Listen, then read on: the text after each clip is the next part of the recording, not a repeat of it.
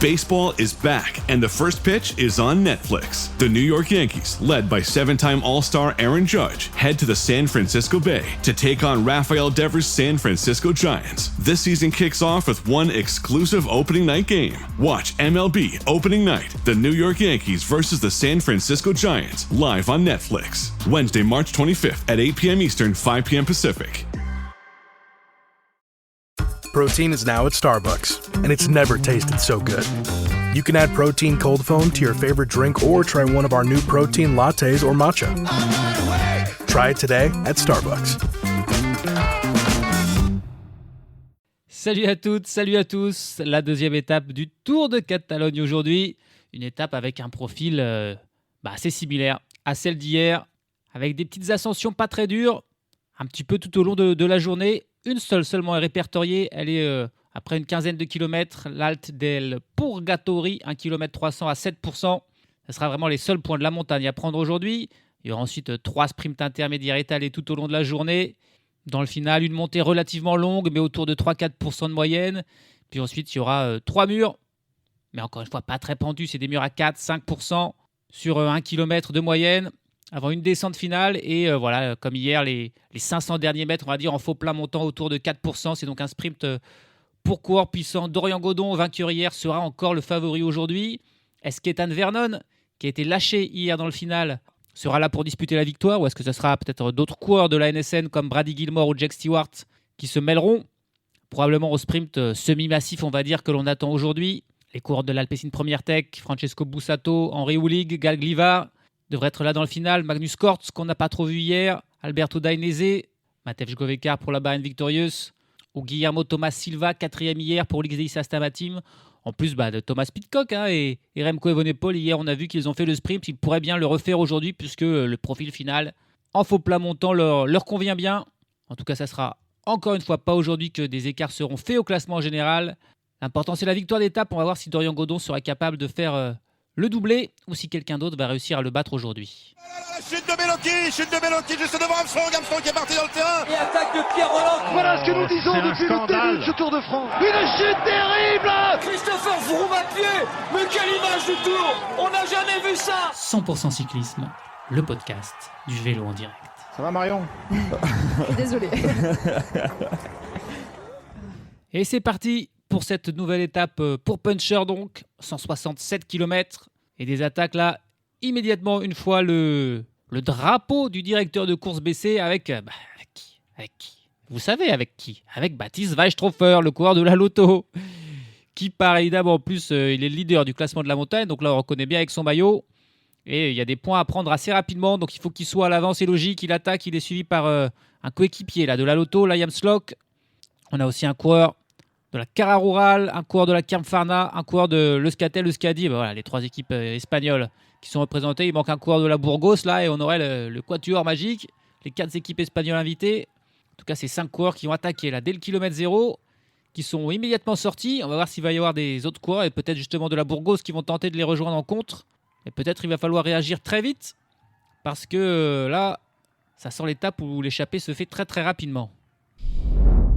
Il n'y aura pas eu de bataille aujourd'hui pour l'échappée parce qu'après seulement 5 km de course, les 5 hommes de tête ont déjà 2 minutes d'avance. Ils sont sortis, le peloton ne les a pas poursuivis, personne n'est parti en contre.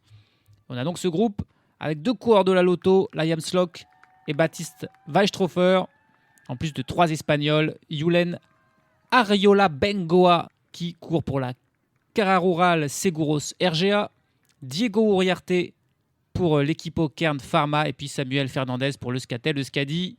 5 coureurs qui n'étaient pas là dans le final, qui ont donc tous du retard au classement général. C'est Arriola Bengoa le mieux classé avec 1 minute 35 de retard sur Dorian Godon. On va donc probablement leur laisser un petit peu d'avance. Hier, les échappés avaient eu jusqu'à 4 minutes. On verra quelle liberté auront ceux-là à l'avant. En tout cas, ils n'ont pas eu besoin de beaucoup insister pour prendre l'échappée. Le sommet de la seule difficulté du jour, l'Alte del Purgatori. Et assez logiquement, c'est Baptiste Weistrofer qui va passer en tête. Il était le seul à avoir pris l'échappée hier et donc à avoir des points dans ce classement. Il en est même le leader. Et il prend 3 points de plus là. Il passe en tête devant son équipier, Liam Slock.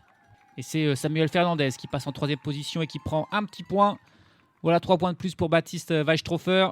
Et le boulot pour aujourd'hui est peut-être déjà fini.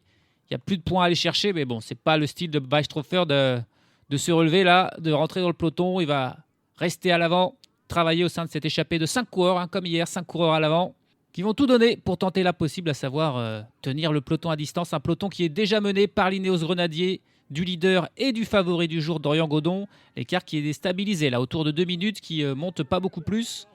A priori, on ne va pas leur laisser jusqu'à 4 minutes, comme c'était le cas hier. 108 km de l'arrivée. On va arriver au premier des 3 sprints intermédiaires du jour. L'écart qui est maintenu, qui est en train de diminuer. Là, 1 minute 35 d'avance pour les 5 hommes de tête.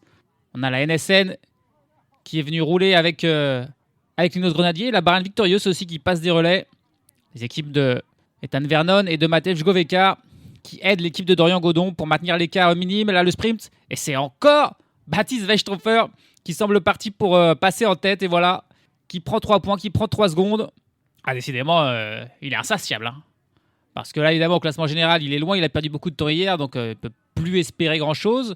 Par contre, il y a le maillot de meilleur sprinter du classement par points à prendre. Parce que le vainqueur ne ramasse que 10 points. Donc, forcément, en prenant 3 points à chaque fois, il est bien classé dans ce classement. Baptiste Weisstroffer, il a aussi le passe en tête. C'est le même trio qu'au sommet de la difficulté du jour. Avec Weisstroffer devant Liam Slock et devant Samuel Fernandez. Et là, on est dans un passage un petit peu plus plat. Là, on a 50 km quasiment sans difficulté. Avant, comme hier, dans le dernier tiers de la course, d'enchaîner les montées et les descentes. 65 km de l'arrivée, les kilomètres qui défilent, et l'écart qui a regrandi là. C'est même le plus grand depuis le début de cette étape. 2 minutes et 50 secondes d'avance pour les 5 hommes de tête. Matej Weisstroffer, Liam Slock, Julen Ariola Bengoa, Diego Uriarte et Samuel Fernandez. On a largement le temps donc de faire un focus sur l'un d'entre eux. Baptiste Weisstroffer, je l'ai fait hier, je ne vais pas le refaire aujourd'hui. Liam Slock, Julen Ariola Bengoa et Samuel Fernandez ne comptent aucune victoire dans la carrière, ce qui n'est pas le cas de Diego Uriarte, qui lui en compte une. Le coureur espagnol de l'équipo Kern Pharma, qui a 24 ans, qui a passé toute sa carrière professionnelle dans cette équipe de la Kern Pharma qu'il a rejoint en 2024 en provenance d'un club amateur. Uriarte, c'est plutôt un sprinter. Il a remporté donc une course. C'était une étape du Tour de l'Andalousie, la Ruta Ciclista del Sol. C'était une échappée d'une dizaine de coureurs qui étaient allés au bout. Et il avait faussé compagnon à ses compères dans le final pour s'imposer avec 9 secondes d'avance sur les autres échappés. Diego Uriarte, qui attend dans sa carrière de participer à un grand tour ou un monument. On verra s'il aura la chance cette saison d'être invité notamment sur la Vuelta. C'est un petit peu le seul grand tour qu'il a la possibilité de faire, alors que pour les monuments, c'est un peu plus compliqué parce que les monuments, ils n'ont pas lieu en Espagne. Il y en a 2 en Italie, 2 en Belgique et 1 en France. Et donc, la Kern Pharma, elle est rarement invitée sur ces courses-là, à l'inverse des équipes italiennes ou françaises. Donc, compliqué pour lui de faire des monuments. Cette saison, son meilleur résultat, c'est une 6e place sur le Tour de Valence. Le Tour remporté par Remco Evenepoel lors de la dernière étape. L'échappée était allée au bout. Ils étaient 6 coureurs pour se disputer la victoire avec juste devant le peloton qui terminait 2 secondes derrière. Diego Uriarte, il a terminé dernier de ce sprint. Parmi les échappés, c'est Raúl García Pierna qui avait remporté l'étape. Mais bon, il était dans l'échappée victorieuse. Il aimerait bien refaire le coup aujourd'hui. Ça va être dur, mais voilà, l'écart qui grandit un petit peu, qui se rapproche des 3 minutes.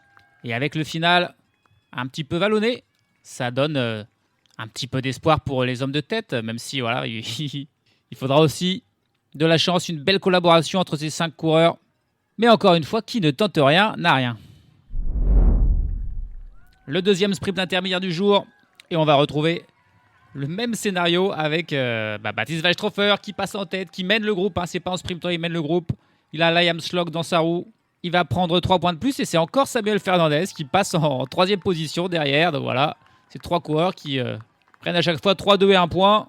Et 2 autres Espagnols, Uriarte et Ariola Bengoa, j'ai du mal à dire son nom, pas facile, ne prennent rien. Mais bon, si jamais ils vont chercher la victoire d'étape au final, ça sera pas si grave. 57 km de l'arrivée, 2 minutes 50 d'avance. Le peloton toujours mené par l'Ineos, la NSN, la Bahrain. Et on va recommencer bientôt à grimper dans ces pourcentages autour de 3-4%. Là, ça va pas mal monter au cours des 30 prochains kilomètres. Étonnant, les échappés là qui se disloquent un petit peu sous l'impulsion de Liam Slock, le coureur de la Lotto Intermarché qui met une attaque. Et là, les 3 Espagnols qui se regardent, qui discutent un petit peu pour les poursuivre, mais qui n'y arrivent pas. Baptiste Weisstroffer, c'est son équipier, donc évidemment, lui ne va pas poursuivre. Et au final, il n'y a que le coureur de la Cam Pharma, Diego Uriarte, qui insiste avec Baptiste Weisstroffer dans sa roue. Mais les deux autres, Samuel Fernandez et Ariola Bengoa, sont déjà un peu plus loin. On est loin de l'arrivée, c'est dommage, je trouve, de se séparer aussitôt. On est à 47 km de l'arrivée, 2 minutes 20 d'avance. Ça ne méritait pas comme ça de partir en solitaire de la part de Liam Slock. C'est pas forcément bien joué là, parce que voilà, vaut mieux être 5 que tout seul quand on est aussi loin de l'arrivée. Là, Liam Slock, il se relève un petit peu, il attend le duo où il y a son équipier Baptiste Weisstroffer et Diego Uriarte. Ouais, il se relève, il attend et vont être 3 de nouveau en tête. Voilà, ça paraît déjà un peu plus logique, mais bon, malgré tout, ce passé du soutien là, de Fernandez et de Ariola Bengoa, aussi loin de l'arrivée, c'est pas très logique, pas sûr que ce soit bien joué là, de la part du coureur de la Lotto Intermarché.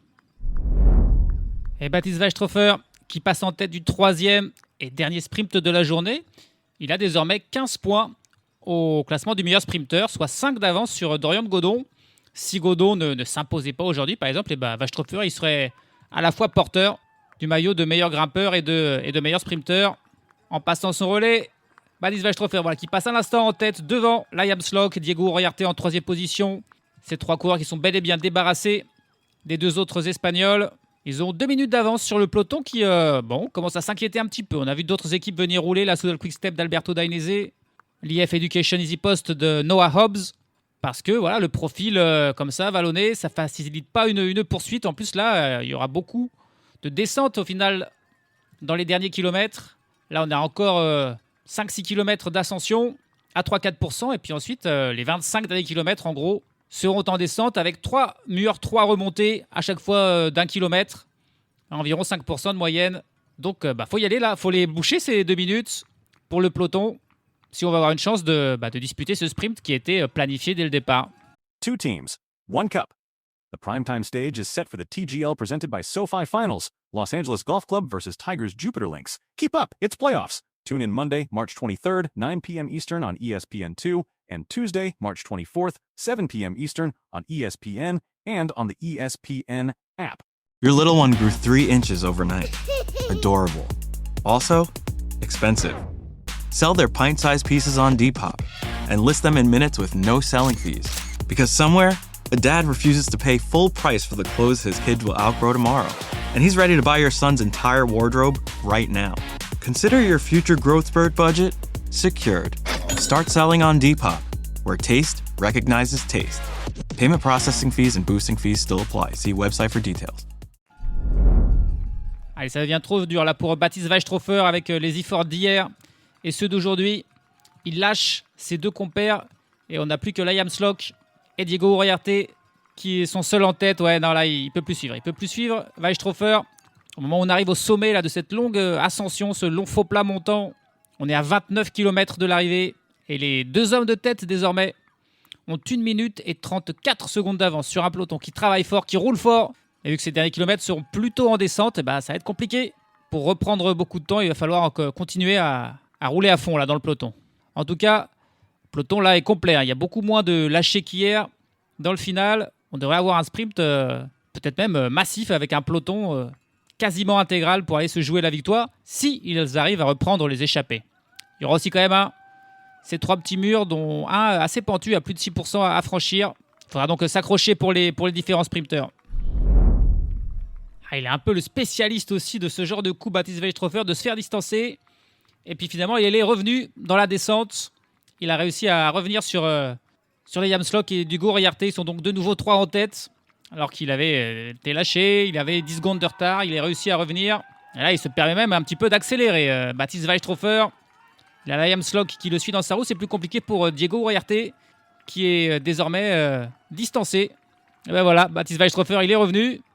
Il a accéléré. Et là, clairement, il travaille pour Liam Slock. Il donne tout ce qu'il a. Et c'est fatal à Diego Uriarte. On est à 19 km de l'arrivée. 1 minute d'avance désormais seulement pour ces 3 hommes qui n'en sont plus que 2. Et Metavik, bientôt, ils n'en seront plus qu'un. Liam Slock devrait être le dernier résistant du jour. Il est en quelque sorte lancé là par Baptiste Weisstroffer. Et c'est trop dur pour Diego Uriarte. Ah, la chute, là, la grosse chute pour Henry Hulig, le coureur de l'Alpecin Première Tech, qui était un des coureurs intéressants pour aujourd'hui. Il va pas pouvoir faire le sprint parce que là, il allait rocker, mais il s'est pris une grosse chute. Il est le seul à être tombé. Il faut dire qu'il y a urgence dans le peloton. On est tout pile à 10 km de l'arrivée. Et le duo Liam Slock et Baptiste Weishofer ont encore 38 secondes d'avance. Et ils n'ont plus qu'un seul faux plat, qu'une seule montée à faire avant la descente et le petit mur final. Mais c'est vraiment pas des murs, c'est vraiment des faux plats. Et là, c'était tellement tendu. André Olig, il a dû toucher une roue. Il est tombé tout seul. Et l'ambulance qui vient se rapprocher de lui, ça sera peut-être le premier abandon. Sur ce Tour de Catalogne, c'était en tout cas la première chute. Il n'y en avait pas eu hier. Mais là, André Olig, il est tombé. C'est le coup dur pour l'Alpecin Première Tech. Mais bon, ils ont encore des sprinteurs, ils ont encore Francesco Bussato, ils ont encore Gal Glivar, Ramsès De Bruyne. Il y a du monde dans cette équipe qui est de toute façon une équipe de sprinteurs. Ça ne sera pas pour André Olig. Et par contre, du coup, ça a fait une cassure. Dans le peloton, suite à cette chute, on voit un peloton un petit peu scindé en deux. Et alors là, il y a peut-être bien des sprinteurs qui se sont fait surprendre et qui sont dans la mauvaise moitié. On a à peu près 50 coureurs dans la première partie et plus dans la seconde. Et bien sûr, dans la partie numéro 1, ils ne vont pas attendre le retour de la deuxième moitié du peloton parce que il faut aussi rattraper les échappés. C'est très très tendu cette fin de course, là, cette fin d'étape, et c'est très indécis. 4 km de l'arrivée, plus que 10 secondes d'avance pour le duo de la Lotto Intermarché, Liam Slock, Baptiste Weishofer qui font un travail formidable. Le peloton qui roule encore très, très fortement, qui s'est légèrement regroupé. Il y avait Florian Lipovic notamment qui avait été piégé, qui était dans le second groupe mais qui est parvenu à rentrer. Malgré tout, on a encore des coureurs et des petits groupes de 10-12 coureurs qui sont lâchés. On a un gros travail en tête du peloton de George Bennett, le coureur de la NS7 Cycling Team, qui fait un gros travail. Et puis, tiens, devant, ça y est, voilà, Liam Slock, qui enfin part pour tout seul. Baptiste Weishofer, il en peut plus. C'est incroyable qu'il soit encore là à 3 km de l'arrivée. Il a réussi à aider son équipier jusqu'au bout. Et désormais, c'est Slock tout seul face au peloton derrière lui. Il a 3 km pour réaliser l'impossible parce que le peloton est vraiment juste derrière. Ça ne marchera pas pour Liam Slock. Mais c'était encore une fois très bien joué, bien tenté. En tête du peloton, on a la Visma Lease Bike qui est là, mais c'est pour placer Jonas Vingegaard, encore une fois très vigilant, toujours dans les 10 premières places du peloton sur ce final, pour éviter justement, comme l'a été Florian Lipovic, d'être pris dans un ralentissement, dans une chute. On a la Soudal Quick Step de Alberto Dainese qui est plutôt bien placé également. Et pour l'instant, Jonas Vingegaard, il est carrément en deuxième position de ce peloton avec un équipier devant lui. On est pourtant désormais dans la safe zone. S'il y a une chute, il ne perdra pas de temps. Et on continue de mener Vingegaard le plus longtemps possible. Allez, autour de la Soudal Quick Step, de remonter. On a Lunovic aussi, qui est là pour Magnus Cort, bien placé. Mais bon, ils n'ont pas encore repris Liam Slock, qui donne tout ce qu'il a. Il est 100 mètres devant le peloton désormais. On est à 1 km 500 de l'arrivée. Il va se faire reprendre juste avant le dernier kilomètre pour Liam Slock. Allez, un grand virage là, qui peut prendre à pleine vitesse, mais le peloton est juste derrière. On a la Décathlon aussi, bien placée, peut-être pour Noah Isidore. Et Liam Slock, voilà, qui est repris sous la flamme rouge. L'Alpecin Première Tech, qui est aussi là, avec Bussato, avec Glivar. Et la Team Emirates aussi, qui se mêle à la mêlée là, avec probablement Ivo Oliveira peut-être, qui va aller faire le sprint. On est désormais à 500 mètres, 400 mètres, et c'est le coureur de Lunox là, qui décide de lancer de très loin. C'est pas Magnus Cort, c'est un équipier de Magnus Cort qui tente de surprendre. Mais Ivo Oliveira est dans sa roue. Et là, repassé, Magnus Cort est dans la roue d'Ivo Oliveira. On a derrière le coureur de la Décathlon. On a ensuite le coureur pour l'Alpecin, mais c'est désormais Magnus Cort qui est en train de prendre l'avantage. Magnus Cort qui tient, bon, il a le coureur de la Décathlon. Noah Isidore derrière lui. Ça remonte ensuite, mais c'est avec Magnus Cort jusqu'au bout. Oui, Magnus Cort qui va aller s'imposer. Noah Isidore qui n'a rien termine à la deuxième place. Et puis c'est Francesco Bussato pour l'Alpecin Première Tech qui prend la troisième place. Mais plus loin. C'était vraiment un duel au final entre Magnus Cort et entre Noah Isidore, qui est pas passé loin d'une première victoire dans sa carrière. Noah Isidore, le jeune sprinter français de 21 ans. Mais c'est Magnus Cort, beaucoup plus expérimenté, beaucoup plus victorieux dans sa carrière, qui s'impose aujourd'hui. Le Danois de l'Uno-X, qui a parfaitement joué le coup. Et puis Dorian Godon, il était là aussi, mais il peut prendre que la 4e place. Pas très bien placé dans le final, Dorian Godon. Et il n'a jamais pu revenir et se battre pour la victoire finale. Il finit 4e aujourd'hui. Ça lui permettra de rester leader du classement général dans le même temps que Magnus Cort, grâce au cumul des places. Mais le vainqueur du jour et l'étape, elle est pour Magnus Cort.